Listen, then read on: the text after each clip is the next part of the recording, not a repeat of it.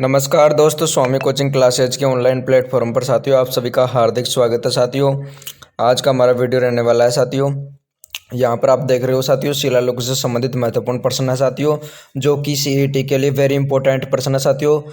All competitive exam साथियों, राजस्थान की कोई सी भी हो उसके लिए वेरी इंपॉर्टेंट है यह क्लास साथियों, आपको अंत तक देखना है। और अगर आपने हमारे चैनल को अभी तक सब्सक्राइब नहीं किया है तो चैनल को सब्सक्राइब करें साथियों और जुड़े रहिए हमारे साथ साथियों। तो यहाँ पर हमारा प्रश्न संख्या 51 दे रखा है साथियों। यहाँ पर निम्नलिखित में से कौन सा शिलालेख चित्तौड़गढ़ जिले से नहीं प्राप्त हुआ है।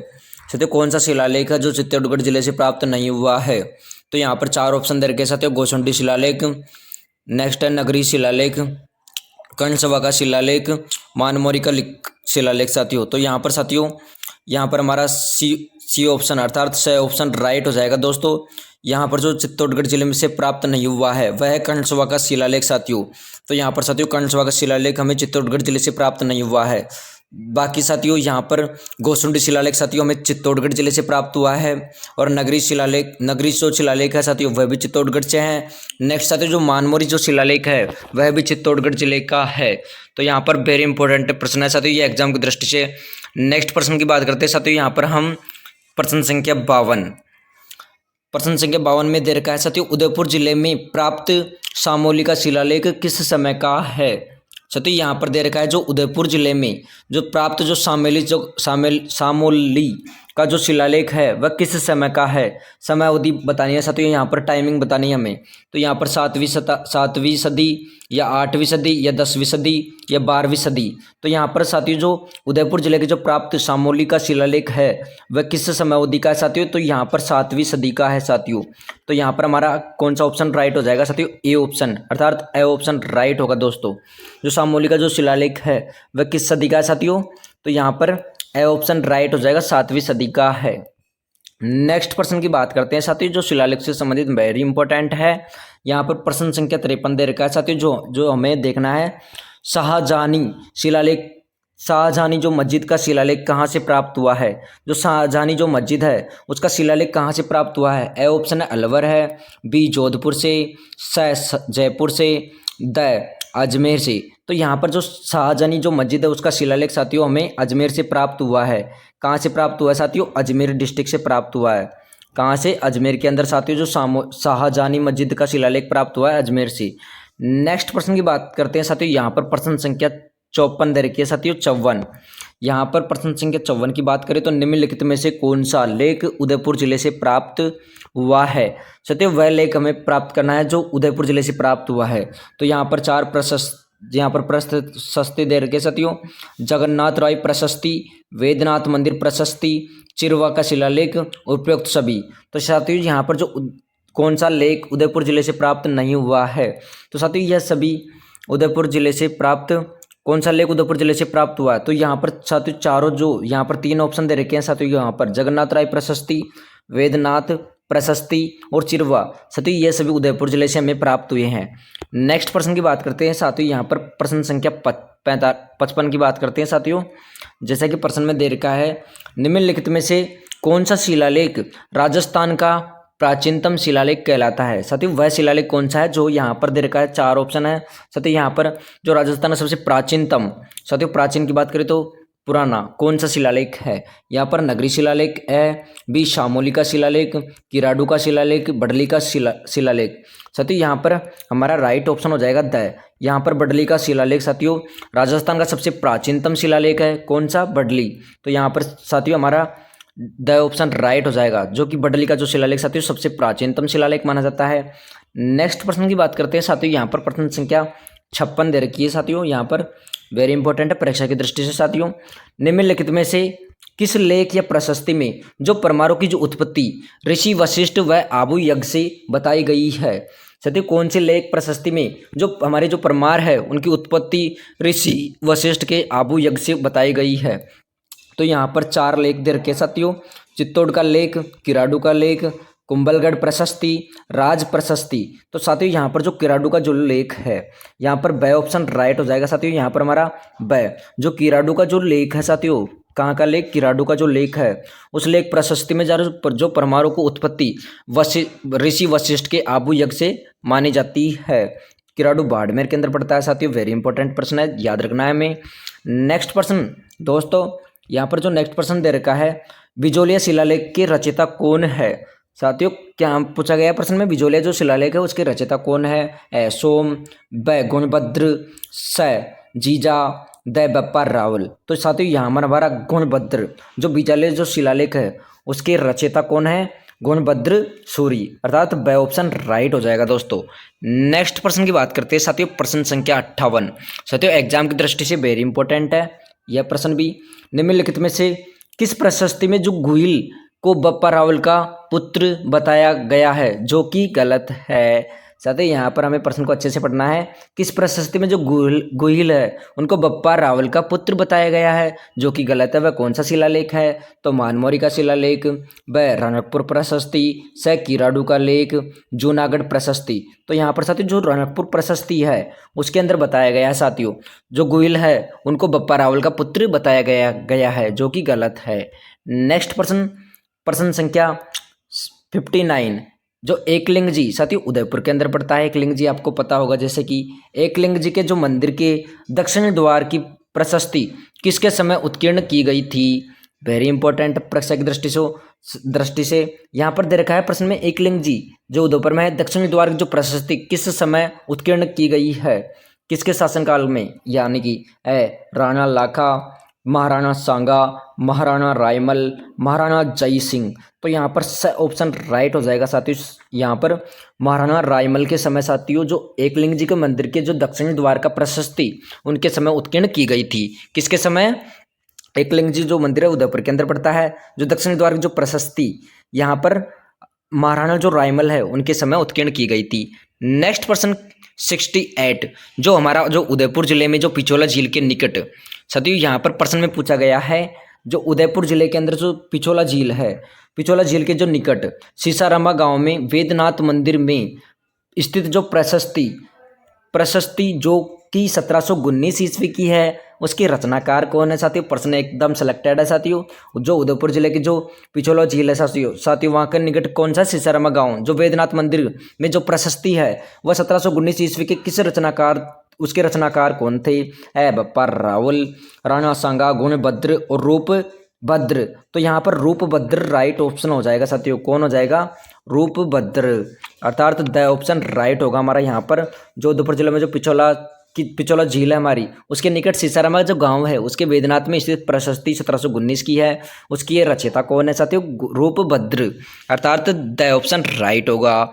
नेक्स्ट प्रश्न की बात करते हैं साथियों। यहाँ पर हमारा प्रश्न रहने वाला है प्रश्न संख्या 61, निम्नलिखित में से कौन से सिक्के मेवाड़ रियासत में प्रचलित थे। साथियों सिक्के से संबंधित वेरी इंपॉर्टेंट बनते हैं, आपको पता होगा, यहाँ पर हर कॉम्पिटेटिव एग्जाम में पूछा जाता है। तो यहाँ पर निम्नलिखित में से किस सिक्के मेवाड़ रियासत में प्रचलित थे, हमें वो बताना है। मेवाड़ के बारे में साथियों कौन कौन से सिक्के जो प्रचलित थे उस समय, स्वरूपशाही सिक्के, चांदोडी सिक्के, शाह आलमी सिक्के, द उपयुक्त सभी। साथियों मेवाड़ के अंदर ये सभी सिक्के प्रचलित थे, जैसा कि आपने पढ़ा होगा कभी साथियों। द स्वरूपशाही सिक्के मेवाड़ के, चांदोडी सिक्के मेवाड़ के थे, शाह आलमी सिक्के मेवाड़ के।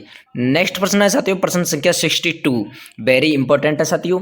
यहाँ पर प्रश्न संख्या 62 आपको नजर आ रहा होगा स्क्रीन पर, जैसा कि यहाँ पर प्रश्न संख्या 62 में दे रखा है, राव रणमल मेवाड़ महाराणा मोकल का रिश्ते में क्या लगता था। साथियों जो राव रणमल है वो मेवाड़ महाराणा मोकल का रिश्ते में क्या लगता था। ऐसे प्रश्न भी अधिकतर देखने को मिलते हैं एग्जाम में, मामा लगता था या नाना या चाचा या भाई। तो यहाँ पर मामा लगता था साथियों। कौन, राव रणमल मेवाड़ महाराणा मोकल का क्या लगता था साथियों, तो यहाँ पर मामा लगता था। ए ऑप्शन राइट हो जाएगा, मामा लगता था। नेक्स्ट प्रश्न की बात करते हैं यहाँ पर प्रश्न संख्या 63, एग्जाम की दृष्टि से वेरी इंपॉर्टेंट है साथियों यह भी। यहाँ पर चित्तौड़ के दुर्ग में स्थित कीर्ति स्तंभ जो प्रशस्ति की रचयिता कौन था साथियों। जो हमारा चित्तौड़गढ़ जो दुर्ग है उसमें स्थित कीर्ति स्तंभ जो प्रशस्ति है साथियों उसके रचयिता कौन था। यह प्रश्न साथियों अधिकतर कॉम्पिटिटिव एग्जाम में पूछा जाता है, जो कि वेरी इंपॉर्टेंट है साथियों। यहाँ पर अत्रि भट्ट, जेता कूपा, नापा और पोमा, द मंडन और जेता। तो यहाँ पर हमारा ए ऑप्शन राइट हो जाएगा दोस्तों। जैसा कि यहाँ पर दिख रहा होगा, चित्तौड़ दुर्ग में स्थित कीर्ति स्तंभ प्रशस्ति के रचयिता कौन थे साथियों? यहाँ पर अत्रि महेश भट्ट हो जाएगा, अर्थात ए ऑप्शन राइट हो जाएगा। क्या हो जाएगा साथियों? अत्रि भट्ट। जो हमारे जो चित्तौड़गढ़ दुर्ग में स्थित कीर्ति स्तंभ है उसकी प्रशस्ति के रचयिता कौन थे? अत्रि भट्ट, अत्रि महेश भट्ट। नेक्स्ट साथियों यहाँ पर प्रश्न संख्या 64। साथियों एग्जाम की दृष्टि से यह प्रश्न वेरी इंपॉर्टेंट है, जैसा कि प्रश्न संख्या 64। सन 1468 में मेवाड़ के इतिहास की कौन सी महत्वपूर्ण घटना घटित हुई थी? साथियों हम उस समय की बात कर रहे हैं 1468 में जो मेवाड़ के इतिहास में कौन सी घटना घटित हुई थी? अकबर तथा उदय सिंह के मध्य युद्ध, ब महाराणा सांगा का जन्म, स महाराणा कुंभा की उनके पुत्र उदा द्वारा हत्या की गई थी, स महाराणा कुंभा व गुजरात के जो सुल्तान है महमूद खिलजी के मध्य युद्ध। साथियों यहाँ पर हमारा क्वेश्चन संख्या 64 के अंदर स ऑप्शन राइट हो जाएगा। दोस्तों यहाँ पर आपको नजर आ रहा होगा जैसे कि 1468 ईस्वी में मेवाड़ के इतिहास में ऐसी महत्वपूर्ण घटना घटित हुई थी, वह क्या थी साथियों? तो यहाँ पर साथियों स ऑप्शन राइट हो जाएगा, जैसे कि महाराणा कुंभा की उनके पुत्र उदा द्वारा हत्या की गई थी साथियों। महाराणा जो कुंभा है, जो उनके पुत्र उदा है, उनके द्वारा उनकी हत्या की गई थी कुंभा की साथियों, 1468 में की गई थी, जो कि मेवाड़ के इतिहास में वेरी महत्वपूर्ण घटना घटित हुई थी उस समय साथियों। नेक्स्ट प्रश्न साथियों प्रश्न संख्या 64। साथियों आपको यहाँ पर नजर आ रहा होगा 64, जैसा कि वेरी इंपॉर्टेंट है प्रश्न साथियों। यहाँ पर 64 की बात करते हैं हम, प्रश्न संख्या 64। यहाँ पर वेरी इंपॉर्टेंट प्रश्न है यह भी। स्वतंत्रता संग्राम सेनानी सागरमल गोपा कहाँ के निवासी थे? वेरी इंपॉर्टेंट प्रश्न है साथियों सागरमल गोपा जो कि जैसलमेर जिले से संबंधित था, तो ये कहाँ के निवासी थे साथियों? जैसलमेर। तो यहाँ पर हमारा द ऑप्शन राइट हो जाएगा, सागरमल गोपा। साथियों प्रसिद्ध है इनका, ये प्रसिद्ध है साथियों जैसलमेर में इनकी पुस्तक का नाम है जैसलमेर का गुंडा राज। साथियों जैसलमेर से संबंधित है, तो हमें यह भी वेरी इंपॉर्टेंट है साथियों। प्रश्न संख्या 66 की बात करते हैं साथियों। यहाँ पर निम्नलिखित में से वागड़ प्रदेश के गांधी निम्न में से कौन प्रसिद्ध है? साथियों वागड़ के गांधी किसे कहा जाता है? वेरी इंपॉर्टेंट प्रश्न है साथियों, यह अधिकतर कॉम्पिटिटिव एग्जाम में पूछा जाता है, जैसा कि माणक्यलाल वर्मा, मोतीलाल तेजावत, भोंगीलाल पांड्या, हरदेव जोशी। तो साथियों यहाँ पर वागड़ प्रदेश की गांधी के नाम से प्रसिद्ध है वह है भोंगीलाल पांड्या। तो यहाँ पर हमारा स ऑप्शन राइट हो जाएगा साथियों। कौन आ जाएगा? भोंगीलाल पांड्या, जो वागड़ प्रदेश का गांधी के नाम से प्रसिद्ध हुआ था। नेक्स्ट प्रश्न की बात करते हैं साथियों। यहाँ पर प्रश्न संख्या 67। साथियों 67 की बात करते हैं।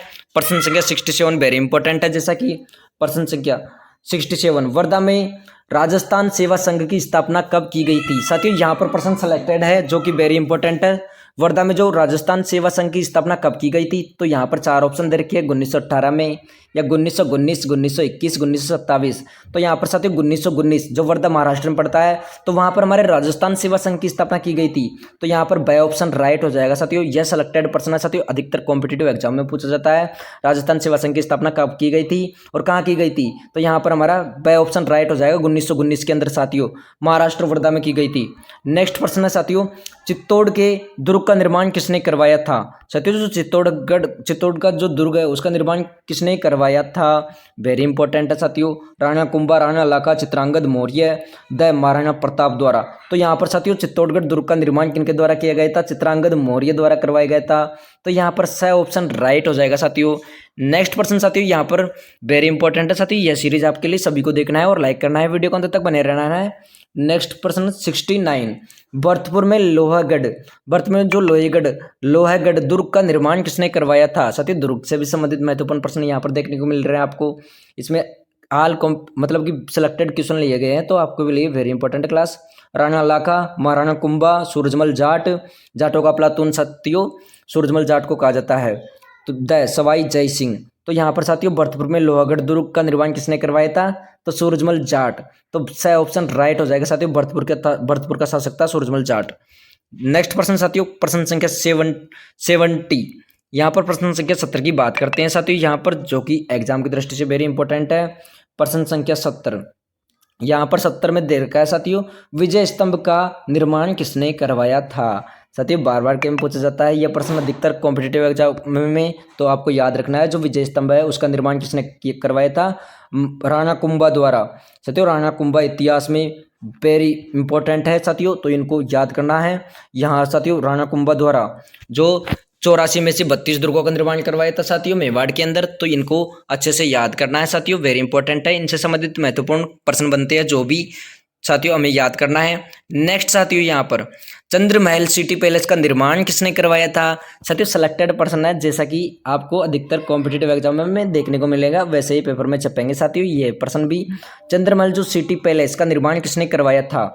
मिर्जा राजा जय सिंह द्वारा, सवाई जय सिंह द्वारा या सवाई प्रताप सिंह या उपयुक्त में से कोई नहीं। तो चंद्रमहल जो सिटी पैलेस है उसका निर्माण किसने करवाया था? तो यहाँ पर सवाई जय सिंह द्वारा करवाया गया था साथियों। किसके द्वारा करवाया गया था? सवाई जय सिंह द्वारा। चंद्रमहल अर्थात सिटी पैलेस का निर्माण सवाई जय सिंह द्वारा करवाया गया था। नेक्स्ट प्रश्न है साथियों यहाँ पर हमारा उदयपुर में साथियों जयपुर में हवा महल का जो निर्माण किसने करवाया था? साथियों हमारा जयपुर में जो हवा महल है प्रसिद्ध, उसका निर्माण किसने करवाया था? सवाई प्रताप सिंह, सवाई माधो सिंह, महाराणा लाखा, सवाई जय सिंह। साथियों यहाँ पर ए ऑप्शन राइट हो जाएगा हमारा। जयपुर में जो हवा महल है उसका निर्माण किसने करवाया था? सवाई प्रताप सिंह ने करवाया था साथियों। यह प्रश्न वेरी इंपॉर्टेंट है साथियों। यह 5 मंजिला इमारत है साथियों। इसमें मंदिर को नाम से जाना जाता है। इन मंदिरों के नाम से 5 इमारतों के विचित्र सरद ऐसे नाम है साथियों। हवा आपको याद करना है साथियों, 5 मंजिला है यह। नेक्स्ट प्रश्न बनता है साथियों प्रश्न संख्या 73 की बात करते हैं साथियों। यहाँ पर राणा प्रताप की छतरी कहाँ स्थित है? साथियों राणा प्रताप आपको मेवाड़ में वेरी इंपॉर्टेंट है, ये भी इनका महत्व है। राणा प्रताप की छतरी कहाँ पर स्थित है? चावंड के अंदर या जालोर में या बारडोली या मंडोर में। तो साथियों यहाँ पर जो बारडोली में राणा प्रताप की छतरी स्थित है साथियों, बारडोली के अंदर स्थित है साथियों। जो राणा प्रताप है उनकी छतरी कहाँ पर? बारडोली के अंदर। नेक्स्ट प्रश्न की बात करते हैं 74, क्वेश्चन नंबर संख्या 74 की बात करते हैं साथियों। यहाँ पर निम्नलिखित में से कौन सा स्थल राजस्थान में 1857 की क्रांति का केंद्र नहीं था? साथियों कौन सा केंद्र नहीं था? यहाँ पर 4 दे रखे हैं, नीमच, जयपुर, आहुआ या अजमेर। तो साथियों यहाँ पर हमारा जयपुर नहीं था साथियों 1857 की क्रांति का केंद्र, जबकि नीमच था, जयपुर साथियों नीमच था, आहुआ था जो पावली में पड़ता है, अजमेर भी था साथियों। नेक्स्ट प्रश्न की बात करते हैं, हमारा फाइनल अंतिम क्वेश्चन है साथियों यहाँ पर 75 प्रश्न संख्या। तो यह वेरी इंपॉर्टेंट है साथियों, आपको अच्छे से कवर करना है हमारी वीडियो के अंदर साथियों। वेरी इंपॉर्टेंट है, सभी को आपको रिपीट करना है बार बार, जो कि आपका रिवीजन अच्छा हो और आपको लाभ मिल सके अधिक से अधिक एग्जाम में। राजस्थान की जो राजनीतिक एकीकरण की जो प्रक्रिया कब शुरू हुई थी? साथियों राजस्थान की जो राजनीतिक एकीकरण की जो प्रक्रिया कब से प्रारंभ मानी जाती है? 1946 से, 1948, 1950, 1949। तो यहाँ पर 1948 में राजस्थान की जो राजनीतिक एकीकरण की प्रक्रिया कब शुरू हुई थी? 1948 में। तो यहाँ पर ब ऑप्शन राइट हो जाएगा साथियों। नेक्स्ट प्रश्न की बात कर लेते हैं साथियों, यहाँ पर आगे बढ़ते हैं हम। प्रश्न संख्या 76 साथियों 1948 में राजस्थान संघ का राज प्रमुख किसे बनाया गया था? साथियों राज प्रमुख से संबंधित महत्वपूर्ण प्रश्न पूछे जाते हैं आपको, इनमें से भी साथियों राजस्थान का एकीकरण से संबंधित वेरी इंपॉर्टेंट है प्रश्न, जो भी हल कर लेते हैं वेरी इंपॉर्टेंट है, जैसा कि हमें छोड़ना नहीं चाहिए। तो 1948 में राजस्थान संघ का राज प्रमुख किसे बनाया गया था? साथियों हम बात कर रहे हैं 1948 की। तो यहाँ पर 4 ऑप्शन है, सिरोही के महाराजा को, धौलपुर के महाराजा को, करौली के महाराजा को, कोटा के महारावल को। तो साथियों 1948 की जो राजस्थान संघ का राज प्रमुख बनाया गया था साथियों कोटा के महारावल को बनाया गया था राज प्रमुख। किसे? कोटा के महारावल को। नेक्स्ट प्रश्न की बात करते हैं साथियों यहाँ पर 77 25 मार्च 1948 को संयुक्त राजस्थान में किस रियासत का विलय हुआ था? साथियों हम बात कर रहे हैं उस समय की 25 मार्च 1948 को, जिसका नाम दिया गया था संयुक्त राजस्थान में किस रियासत का विलय हुआ था? प्रतापगढ़ का, भरतपुर का, अलवर का, सिरोही का। तो यहाँ पर प्रतापगढ़ रियासत 25 मार्च 1948 में संयुक्त राजस्थान में विलय किया गया था। इनमें से साथियों किसका? प्रतापगढ़ का। नेक्स्ट प्रश्न साथियों राजस्थान में कितने रजवाड़े एवं राज्यों के एकीकरण में से राज्य बना था? साथियों यहाँ पर प्रश्न संख्या देखना है 78, आपको अच्छे से पढ़ना है। कितने रजवाड़े एवं राज्यों के एकीकरण से राजस्थान का राज्य बना था? साथियों 18, 19, 20, 25। तो यहाँ पर साथियों 19 रजवाड़ों से राजस्थान का एकीकरण माना जाता है। नेक्स्ट साथियों 79 प्रश्न संख्या वेरी इंपॉर्टेंट है एग्जाम की दृष्टि से। यहाँ पर मत्स्य संघ का प्रशासन राजस्थान को स्थानांतरित करने का निर्णय कब लिया गया था? साथियों जो मत्स्य संघ है हमारा, अलवर को कहते हैं वैसे तो मत्स्य संघ याद करना है आपको। राजस्थान को स्थानांतरित करने का निर्णय कब लिया गया था? राजस्थान को स्थानांतरित 1947, 1948, 1949, 1952। तो साथियों यहाँ पर 1949 को राजस्थान को स्थानांतरित करने का निर्णय लिया गया था। कब? 1949 को। तो सही ऑप्शन राइट होगा। नेक्स्ट प्रश्न साथियों, प्रश्न संख्या 80 यहाँ पर वेरी इंपॉर्टेंट है साथियों। प्रश्न संख्या 80 की बात करते हैं तो यहाँ पर राजस्थान के भौतिक क्षेत्र को राजस्थान नाम कब दिया गया? यह प्रश्न अधिकतर कॉम्पिटिटिव एग्जाम में पूछा जाता है साथियों।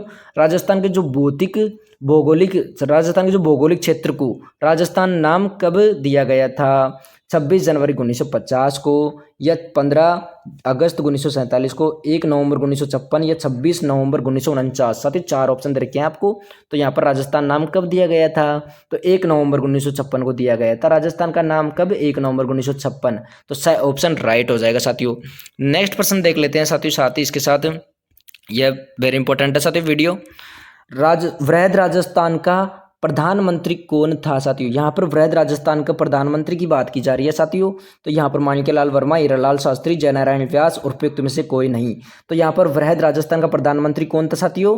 तो यहाँ पर हीरालाल शास्त्री हो जाएगा। तो बे ऑप्शन राइट हो जाएगा हमारा। कौन हो जाएगा? बे ऑप्शन राइट होगा। यहाँ पर हीरालाल शास्त्री वृहद राजस्थान का प्रधानमंत्री था। नेक्स्ट साथियों, राज्य प्रमुख के पद को राज्यपाल का पदनाम कब दिया गया था साथियों? यह परीक्षा में अति महत्वपूर्ण प्रश्न है साथियों मेरी दृष्टि से। कौन सा?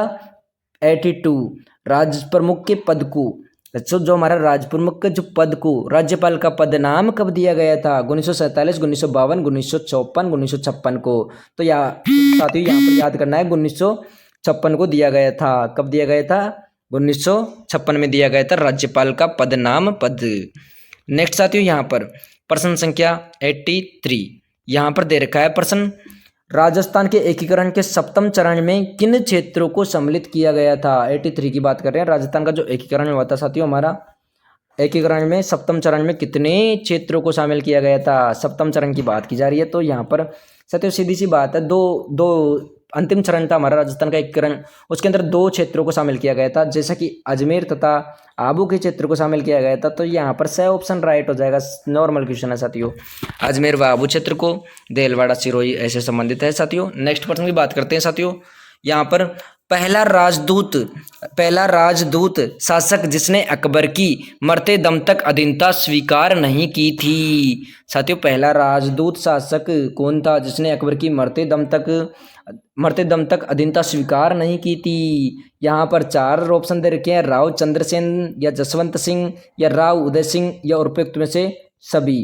तो यहाँ पर साथियों राव चंद्रसेन पहला राजदूत शासक था जिसने अकबर की मरते दम तक अधीनता स्वीकार नहीं की थी। तो यहाँ पर ए ऑप्शन राइट हो जाएगा। कौन? राव चंद्रसेन। वेरी इंपॉर्टेंट है साथियों। नेक्स्ट प्रश्न की बात करते हैं 85। तो यहाँ पर प्रश्न संख्या 85 दे रखी है, जैसा कि औरंगजेब और जसवंत सिंह के बीच धर्मत का युद्ध किस समय से प्रारंभ हुआ था साथियों? तो यहाँ पर वेरी इंपॉर्टेंट प्रश्न है साथियों। औरंगजेब और जसवंत सिंह के बीच धर्मत का युद्ध कब से प्रारंभ हुआ था? कब? किस राज्य में हुआ था साथियों? औरंगजेब और जो जसवंत सिंह के बीच धर्मत का युद्ध किस राज्य में हुआ था? जयपुर, राजस्थान, दिल्ली, मध्य प्रदेश, पंजाब। तो यहाँ पर मध्य प्रदेश के अंदर साथियों धर्मत का युद्ध लड़ा गया था। किन किन के मध्य प्रदेश में लड़ा गया था साथियों? औरंगजेब और जसवंत सिंह के बीच। तो साथियों आज के हमारे महत्वपूर्ण 25 प्रश्न आपको साथियों कैसे लगे? अगर आपको हमारी वीडियो पसंद आई है तो हमारे चैनल को सब्सक्राइब करना है और वीडियो को लाइक करना है। और अधिक से अधिक ऐसी वीडियो को पाने के लिए साथियों आप कमेंट करके बताना साथियों आपको कैसी लगी है। धन्यवाद साथियों, जुड़े रहिए हमारे साथ। धन्यवाद। बाकी नेक्स्ट प्रश्नों की साथियों कल चर्चा करते हैं हम। धन्यवाद।